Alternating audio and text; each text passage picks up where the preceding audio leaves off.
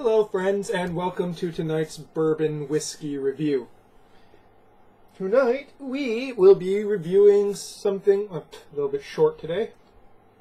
Tonight we will be reviewing something that's been becoming very popular as a bourbon, and this is Bulleit Bourbon Frontier Whiskey. And why is it popular? Well, it's pretty quality, and it's very affordable at around $24 here in Hawaii. It's probably even cheaper on the mainland.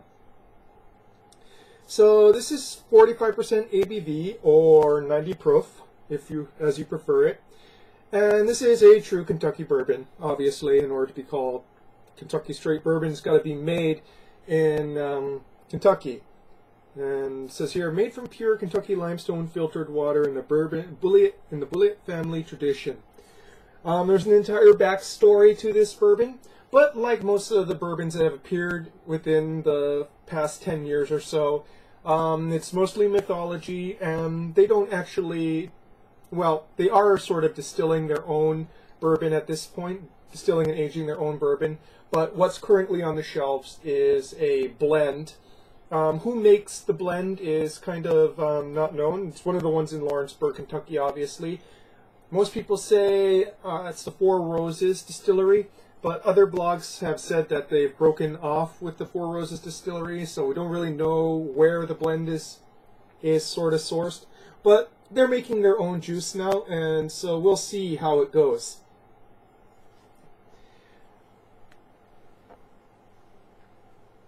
Now,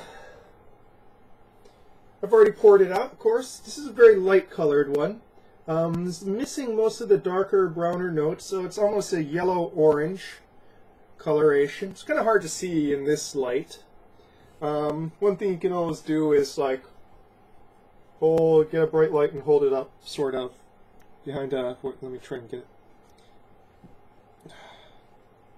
Oh, there we go. Like this. I'm going to try to catch the light. And you can see it's fairly light colored for a whiskey.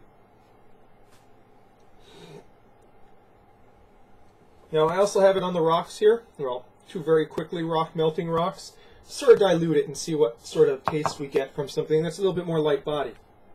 So let's start nosing, shall we?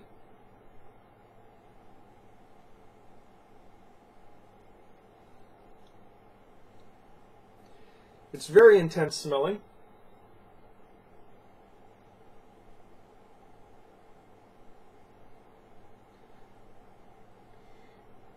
There is, of course, the defined smell is very much of, bourbon. You got the corn, you got buttery, which is very sweet buttery. It almost kind of shades into butterscotch.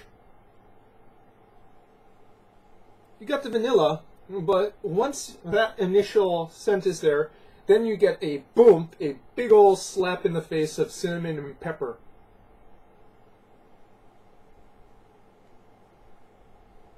Which really gives you an idea of the very high rye bill for this bourbon. It's 28% rye.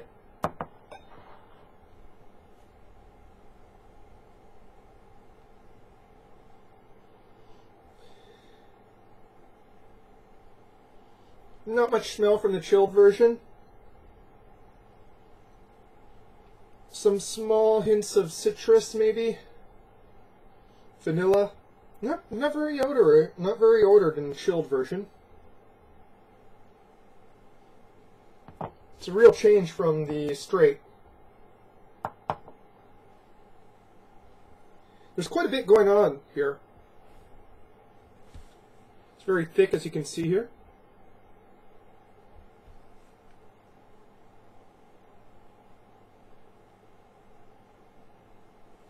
There's hints of wood, but it's very light in wood compared to some bourbons.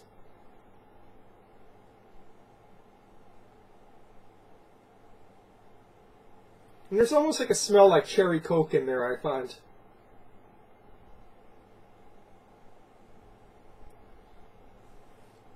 What was really defining is that very much that cinnamon pepper slap of rye that just sort of invades the nostrils and sinuses after, that initial bourbon-esque experience. So let's start drinking, shall we?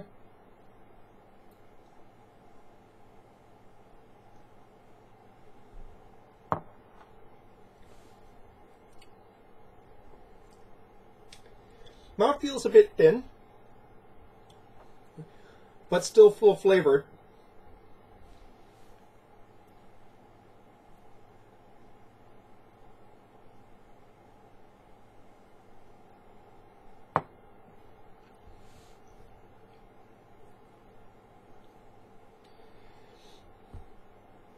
The immediate taste that comes to mind that perks itself up strongly is an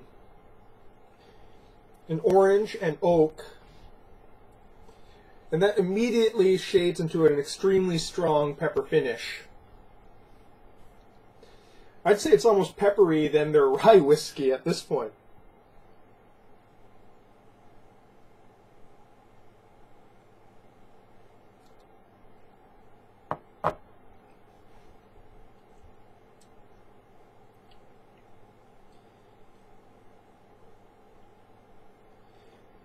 In the initial taste, there's very much that vanilla taste that you expect from bourbon. Very much bourbon taste in the front, but then sort of kicks in that rye kicks in very strong.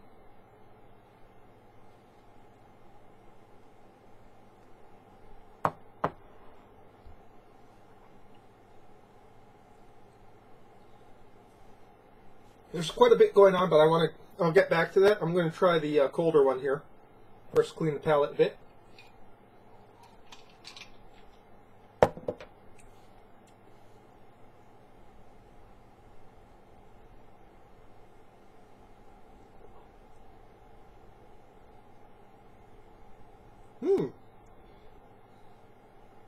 Quite different, but still very pleasant. Even though I can see the 2 cubes I put in here are nearly gone, it's still pretty intense tasting.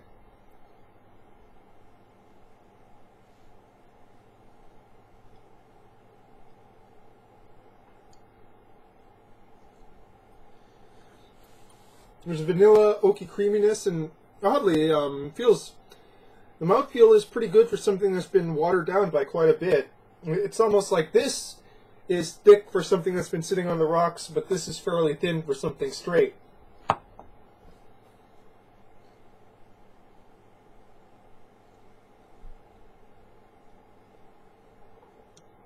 Still getting that full butteriness.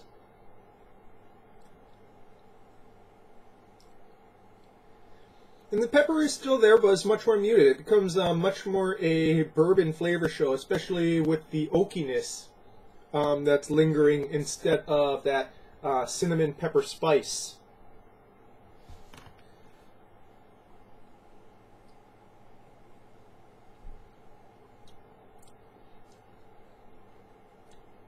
Finding interesting tobacco notes also too in the finish with this. It's kind of a shame that it doesn't really it's not very aromatic when it's chilled, but it's still pretty flavorful on the tongue.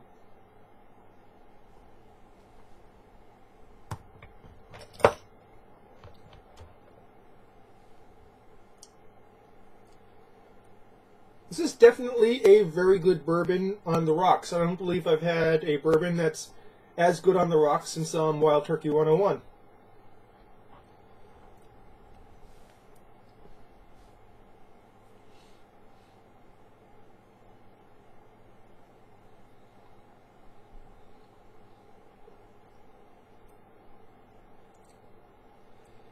It's definitely much more sweet in the straight. The sweetness is greatly diminished when it's on the rocks, now that I think of it. But by no means is there any cloying aspect to the sweetness because of the intensity of the other flavors.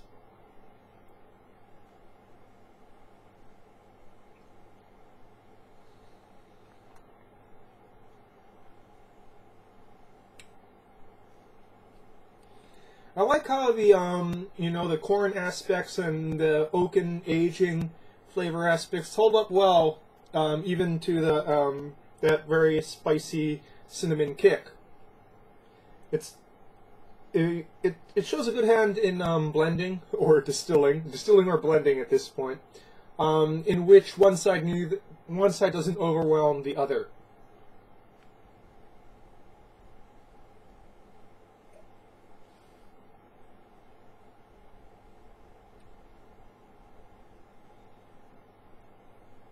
Definitely some cherry notes to this.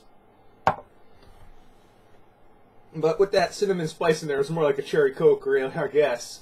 You know.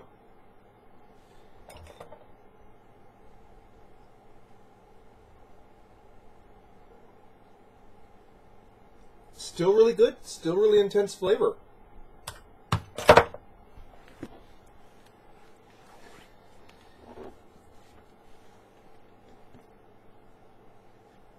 So not super complex, definitely complex, but not super complex. It's not like you'll be sipping this and finding something new all the time, or pretending to find something new if you're the average whiskey reviewer who can somehow discern over 25 tastes in a single beverage. But, Bulleit Bourbon. So what can I say about this? It's pretty good bourbon. It's not the, doesn't knock me off my socks. But I would have to recommend this if you're the kind of person who finds drinking bourbon straight a little bit too much for the palate. And this one is very good on the rocks, and it still keeps its strong character. It does not taste watered down when it's on the rocks, or I'm supposing also when in a cocktail. So this would be something you'd want to use if you're making a bourbon-based cocktail in which you want that bourbon to really shine through other ingredients that are also strongly flavored.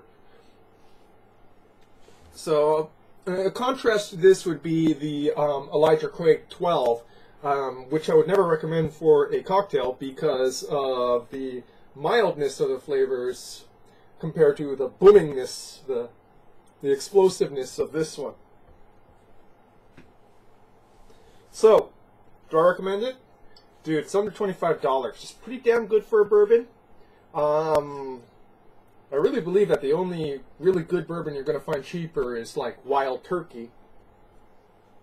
So, go out and get yourself some. Especially if, you know, you're one of the people who drink beer who watch my videos and like whiskey's a little bit too strong for me. This is pretty much a good one to go and get started on. You know, toss it on some rocks. You know, it'll water down a little bit, and you'll still get that bourbon experience without your palate getting overwhelmed, without your throat and stomach feeling like it's on fire. So, that's your bourbon whiskey review for tonight, folks. Cheers.